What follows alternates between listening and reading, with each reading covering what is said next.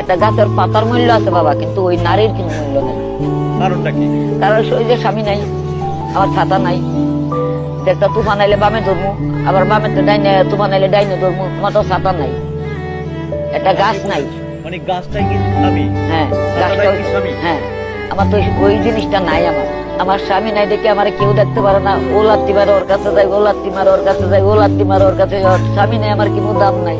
একটা কুকুরের দাম আছে, কিন্তু বাবা আমার কোনো দাম নেই। কারণটা কি? কারণটা কি যে স্বামী নাই।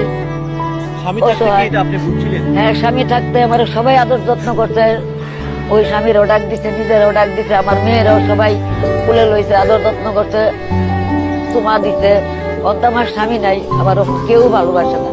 কারণ আল্লাহর উপরে আমার ভরসা, এছাড়া আমার আর কোনো ভরসা নেই। আর দর্শকের কাছে আমার ভরসা। না, একটা স্বামী যার যে নারীর নাই, সেই স্বামীর এই সমাজে কি, সেই নারীর কি সেই সমাজে কি কোনো মূল্য আছে? না, কোনো মূল্য নাই।